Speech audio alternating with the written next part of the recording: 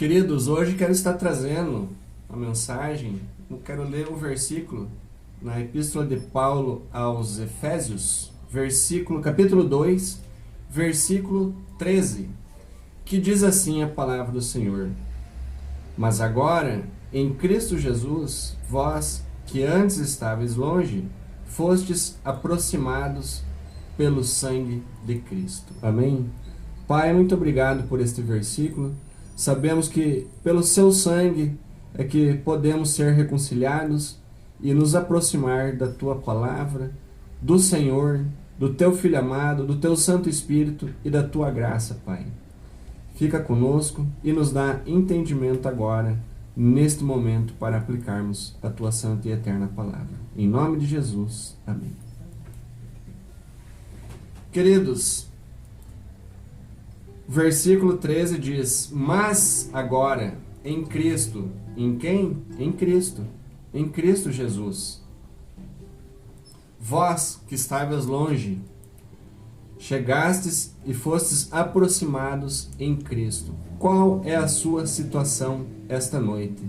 Você está longe ou você está próximo do Senhor? Meus amados, devemos meditar com toda a atenção e com os óculos da fé, para que possamos contemplar o que esse texto, o que este versículo apenas nos diz, o que esse versículo está nos mostrando. E eu consigo enxergar aqui 3 verdades que posso destacar para você que nos acompanha esta noite. Primeiro, o que é, o que éramos e o que somos. Então veja bem, em primeiro lugar, o que éramos e o que somos. Segundo lugar, onde estávamos e onde estamos. Terceiro, e o que o sangue de Cristo fez com a nossa situação, com a tua e com a minha situação. Então, quem éramos e o que éramos? Capítulo 2 inteiro, o contexto está falando. Quem éramos e agora o que éramos.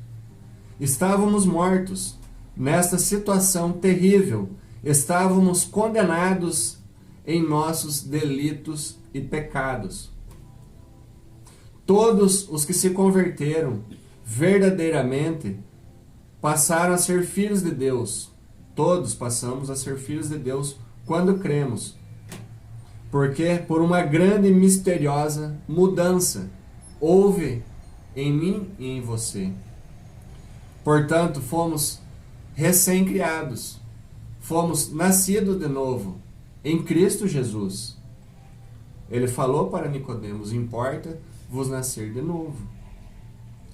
Agora, esta noite, nesse exato momento, se há alguém que nos ouve, que não experimentou esta grande mudança, só posso estar orando por você. E por quê, meu querido ouvinte? Porque será improvável que você tenha interesse por esta palavra que será ministrada. Pela palavra que foi ministrada pela irmã. Pelos hinos entoados aqui, tocados aqui. Então, se você não nasceu de novo, provavelmente ainda você não tem interesse pela palavra de Deus. Mas espero que eu orando, os outros irmãos orando, assim como aquele menino colocou versículos, distribuindo, jogando no meio da rua para que as pessoas achassem, é assim que nós possamos continuar orando por você, para que você possa ter interesse pela palavra de Deus. Então nós vivíamos separados e distantes de Deus. Agora, porém, fomos aproximados ao Senhor, ao seu povo, como seu povo. Lendo a Bíblia no Velho Testamento, vemos que o povo judeu foi trazido para perto do Senhor. Eles foram escolhidos.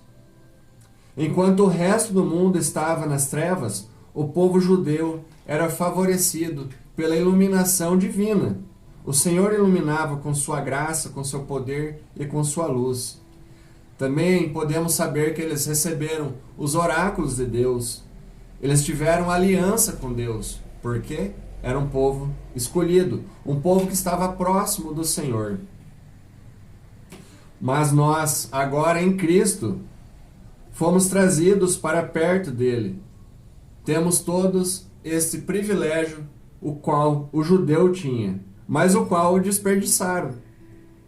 Ainda terá um trato com o povo judeu, mas eles terão que confessar com suas bocas que Jesus Cristo, o grande judeu de todos os tempos, o verdadeiro Rei dos Reis, é seu Senhor e Salvador. Um dia eles vão se voltar para Deus. Então nós temos esse privilégio de nos aproximarmos da presença, na presença de Cristo, pelo sangue de Cristo, assim como os judeus tinham. Eles tinham apenas a sombra, nós temos a essência. Agora não temos mais medo. Não temos medo de Deus de uma fórmula tremenda de medo. Não. Por quê? Porque agora nós podemos falar com propriedade, porque estamos perto e dizer, podemos chegar perto de Deus, como diz em Hebreus capítulo 4. Cheguemos, pois, com confiança ao trono da graça. Então podemos falar também como Romanos, capítulo 8, versículo 15. Abba, Pai, Papai, para nosso Deus. Gálatas 4, versículo 6 diz que agora somos filhos de Deus. Quando cremos na sua palavra, fomos adotados, filhos por adoção. Não por adoção, mas porque nascemos de novo. Seremos adotados, estamos esperando a bendita esperança, como adoção de filhos. Então, se você está esperando é porque não aconteceu. Mas nascemos na família do Senhor. Então, agora podemos falar que somos filhos de Deus. E através disso temos o quê? Uma vida de comunhão. Antes éramos mortos e distantes, agora somos vivos e próximos de Deus. Assim como diz em João 17, versículo 11 diz: já não estou no mundo, mas eles continuam no mundo. Ao passo que eu vou para junto de ti, Pai Santo, guardas em teu nome, que me deste, para que ele seja um, assim como nós somos um. Então, é uma vida de comunhão. Agora nós temos comunhão com Deus. Estamos próximos de Deus. Nos cheguemos a Deus pelo sangue de Cristo. Em segundo lugar, o que somos e onde estamos? Agora, somos filhos de Deus. Somos filhos de Abraão, mediante a fé. Abraão é o pai de todo aquele que tem fé em Jesus. Paulo não está dizendo que esperamos estar perto, mas Paulo afirma que pelo sangue de Cristo já estamos perto, fomos incluídos, nascemos na família de Deus. Gálatas 3, versículo 7 diz: sabei, pois, que os que são da fé são filhos de Abraão. Você tem fé? Você é um filho de Abraão pela fé? Nascido em Cristo? A fé em Cristo, não em Abraão. Mas como Abraão teve fé, assim nós somos, espiritualmente, filhos de Abraão. Abraão que estava 400 anos antes da lei. Então somos filhos pela fé, pelo sangue do Senhor. Quando cremos, nos tornamos filhos espirituais. O judeu tinha um altar. Está lá em 1 Coríntios 10, 18. Nós temos um altar que serve ao tabernáculo. E destes, eles não têm direito de comer. Eles tinham um sacerdote. Agora nós temos o sumo sacerdote. Hebreus 3, 1. Eles tinham um sacrifício e uma ceia pascal. Nós temos Cristo Jesus, que por sua única oferta afastou para sempre os nossos pecados. E é hoje o nosso alimento espiritual, com que nos alimentamos e continuamos a caminhar numa vida de santidade. Pecadores, mas buscando a santidade e a purificação através do Espírito Santo do Senhor. Tudo que o judeu tinha, nós temos em um sentido muito mais amplo e claro. Porque a lei foi dada por Moisés, mas a graça e a verdade vieram por Jesus Cristo. João 1, 7. Então, para eles, foi a lei, para nós a graça e a verdade. Então hoje, na pessoa de Cristo, estamos onde Ele está, isto é, no trono de Deus. E por quê? Como assim, irmão? Estamos aí com Ele aonde Ele está? Sim, nós estamos. Porque tudo o que nos separa dele se foi. No momento em que o pecador crê, toda aquela montanha de pecado, aquele lamaçal de pecado é deixado de lado, deixa de existir. Jesus pregou toda a célula de pecado na cruz do Calvário e sobre ela triunfou. Podemos ver lá em Colossenses capítulo 2, versículo 14. Nós fomos feitos sacerdote de Deus. Oferecemos a Deus sacrifícios, como diz lá em Apocalipse, capítulo 1. Diz assim, Apocalipse, capítulo 1, versículo 5, parte B e versículo 6. E da parte de Jesus Cristo, a fiel testemunha, o primogênito dos mortos e o soberano dos reis da terra, aquele que nos ama e pelo seu sangue nos libertou dos nossos pecados e nos constituiu reino, sacerdotes para o seu Deus e Pai. A Ele a glória e o domínio pelos séculos dos séculos. Amém. Então, somos sacerdotes de Deus. Agora também prestamos adoração. Este é o resultado de estarmos perto de quem? Perto de Cristo.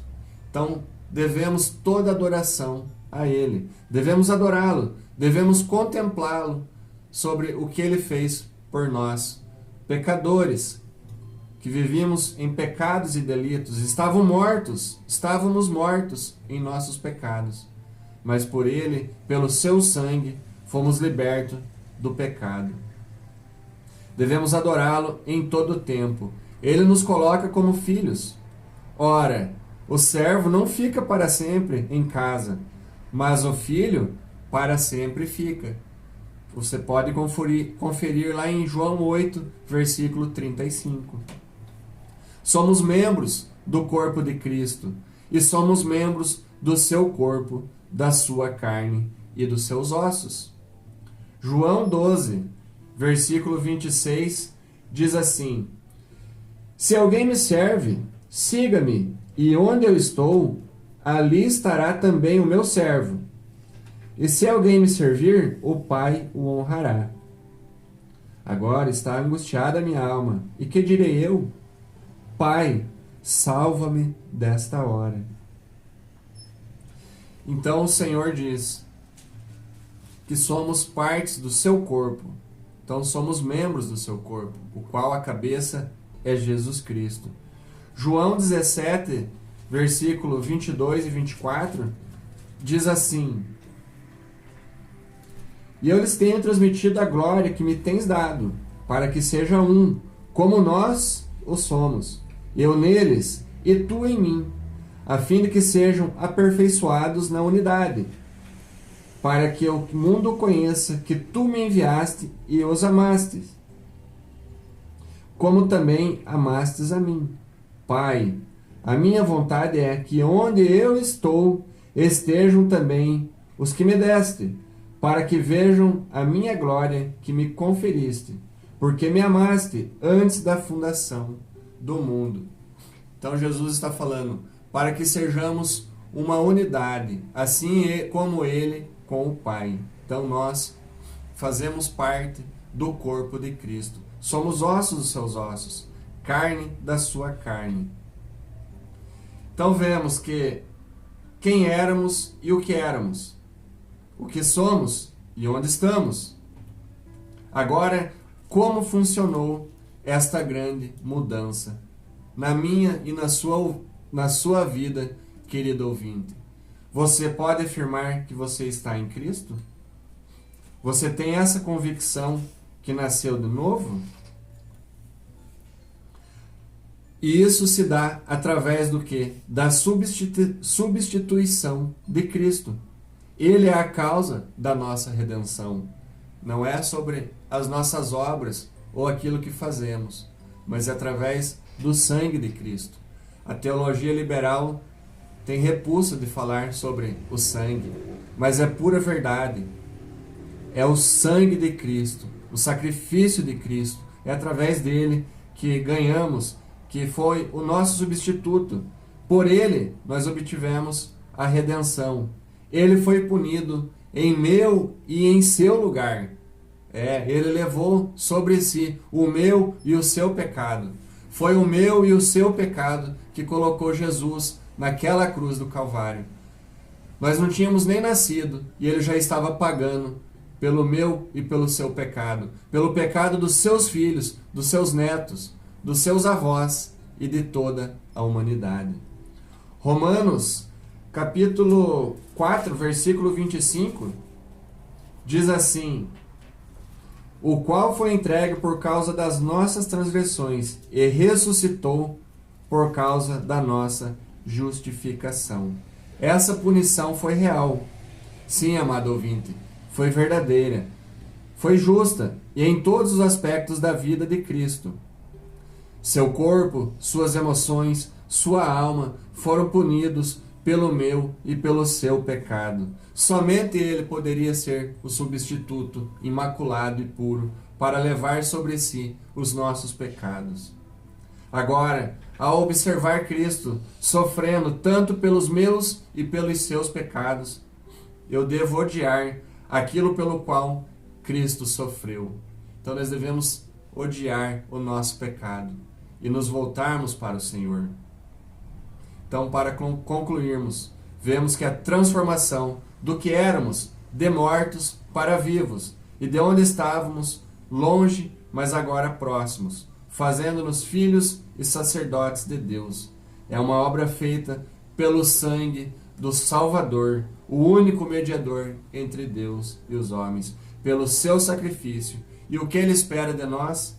Ele espera com isso que nós vivamos para ele, para adorarmos a ele, para glorificarmos a ele. E se você não sabe dizer se você foi transformado pelo sangue de Cristo, eu convido a você refletir para ver quem você é esta noite, para ver o que você está fazendo, como você está vivendo, quem somos e onde estamos. Talvez você esteja se perdendo, mas Deus está oferecendo salvação. Volte-se para Jesus Cristo, o Rei da Glória.